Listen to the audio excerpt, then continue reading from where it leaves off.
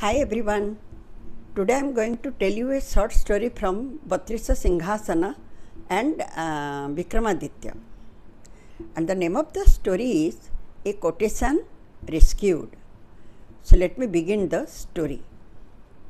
Once again, when the favorable time came, King Bhoja tried to mount the throne. At that time, the ninth statuette came out and said, "O King Bhoja, listen to me. When Vikram was king, his minister was Bhati, Govind was his deputy minister, Chandra, the commander-in-chief, and Trivikram was his court chaplain. Trivikram had a son named Kamalkara, but he had always been spoiled.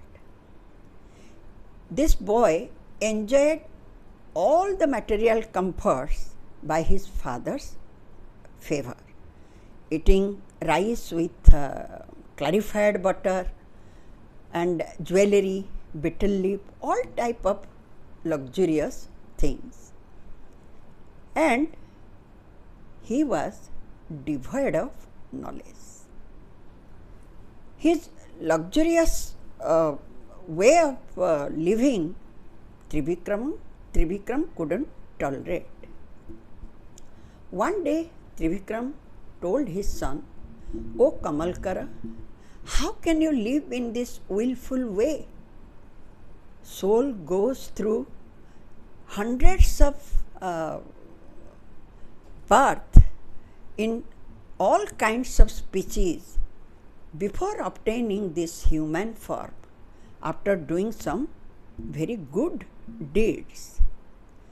And besides that, if you can do the greatest of merits, then only you can obtain a Brahmin family. That means you can be born in Brahmin. So how can you do this? Why you are wasting your time? This is time for you to study and to acquire some knowledge. And if you do not learn now, then you will repent in your old age. As it is said, those who do not study and learn in childhood and spoil their time with carnal pleasure in youth are despised in their old age as they wither away like a lotus in the winter." Again he said another saying, that if a person has no learning nor any penance, charity, virtue or character, then they are nothing but a burden on this earth. Because the greatest adornment for a man is nothing but learning, knowledge. This way he went on giving advices to his son. And again he said, knowledge is the greatest beauty for a man.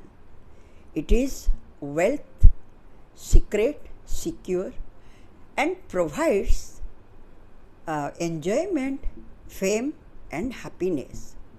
Without this, a man is like a beast. He went on saying the good things again and again. Once again he said, he means who? Trivikram. He said, knowledge is the beauty of a person. And if a person from a great family, and if he has no learning, then it is meaningless, no use, and nobody honor nobody honors him. But if a person or a knowledgeable person has no family at all, still then he is honored by the king and this three world. So, O son Kamalkara, please study and learn something, acquire some knowledge. Listening all this advice from his father, Kamalkar filled with remorse, and he decided in his own mind that without learning or becoming a learned fellow, he would not show his face to his parents.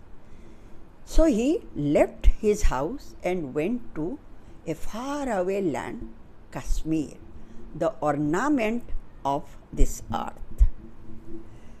In Kashmir, Kamalkara met a learned man whose name was Chandramauli Bhatta. He was quite learned, and Kamalkara just joined his hands and requested him to accept him as his disciple and to teach him. After repeated request, Chandramauli Bhatta agreed to accept him. Then he taught him and also told him to worship the Vidyadatri Saraswati. And Kamalkar was very obedient to he became very obedient to his Guru, and he did exactly what his Gurudev told him. After few months, he learned everything, all the Vedas, Vedangas and other Shastras were for a learned fellow. He did it. Then after finishing his learning, he wanted to come back to his city. So he took permission from his Guru and came back to his own city, Ujjaini. While coming, he went so many different cities and met the kings, paid them respect, and also displayed his knowledge, whatever he gained, because he knew without name and fame, the learning would be half done.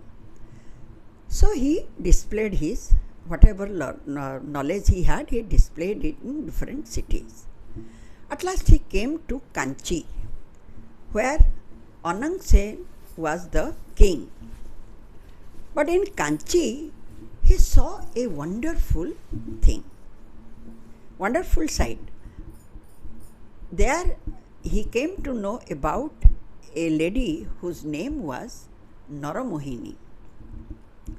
And truly, she was so beautiful that anybody would see her, would fall in love with her in first sight. She was so amazing and so beautiful.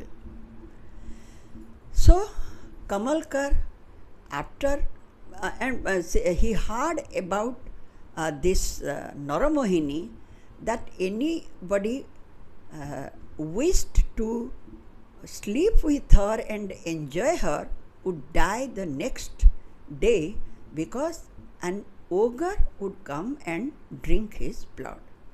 So he just heard all these things and came back to his own city, Ujjaini. His father was very happy seeing his learned young son, and few days later Kamalkar went to meet King Vikramaditya. Vikramaditya, as usual, was a noble king, so he also became very happy seeing this young learned fellow. He asked Kamalkar about his journey, his adventures, and any other marvelous thing he had came through. At that time, Kamalkara described about this described about this lady Naramohini. He said that, Your Majesty, she was truly beautiful, and only one problem she had: anybody wished to sleep with her or enjoy her, then he would die the next day morning, because the ogre would drink his blood. Then immediately King Vikramaditya said, O Kamalkara, then let us go and see and help that lady. So, next day, both King Vikramaditya and Kamalkara both went to Kanchi. They reached there, and when Vikramaditya saw Naramohini, he was amazed, and he said, Truly, the beauty here is personified. She is so beautiful that I had never seen a lady like Naramohini. But it seemed something is wrong with her. He could feel Vikramaditya. Then he sent a message through Kamalkara to that lady Naramohini that he would visit her at night in her what is that called, luxury room. However, when Kamalkar went and told Naramohini about King Vikramaditya, she became very happy and said, O Kamalkara, I am in a spell of this ogre, under his control. So whatever he thinks, means King Vikramaditya thinks appropriate, let him do that. Then King Vikramaditya, at night King Vikramaditya went to Naramohini and met her. With Kamalkar also.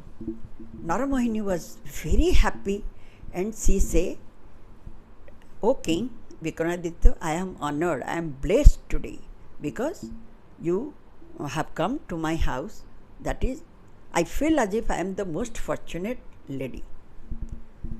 After that, they went on gossiping a lots of things, and Naramohini said that the ogre usually comes at midnight. Then King Vikramaditya said, without any fear, O lotus lady, you go and take rest. We would take care of the next. Then she went to her bed and slept. Exactly 2 dandas left for morning. At that time, the ogre from Vindhya mountain came to Naramohini. He saw that the lady was sleeping very without any fear, and she was sleeping alone. He got furious and came out from the house and roared, because he wanted blood. At that time, King Vikramaditya said, I am here. Why you are searching outside? Then the ogre turned back and saw Vikramaditya. There was a good fight between Vikramaditya and the ogre. But at last, Vikramaditya was Vikramaditya. So he felled him to the ground and cut his head. At last, the ogre died. All of them were very happy, and Naramohini came to King Vikramaditya and said, O King, I am at your disposal. Do whatever you want. Then Vikramaditya said, O lotus lady, nobody would blame you for any reason hereafter. And if you think that, if you are pleased and you think that whatever I want to do, please accept Kamalkar as your husband. He is the fittest candidate for you. Then Naramohini and Kamalkar both were very happy. After saying this, the statuette asked, "O King Bhoja, do you think that you have that magnanimity, steadfastness and other qualities like Vikram?" And he was ready to serve his life for any matter. Can you do that? And King Bhoja was speechless. This is the end of the story. Once again, I will meet you with another story tomorrow. Thank you so much.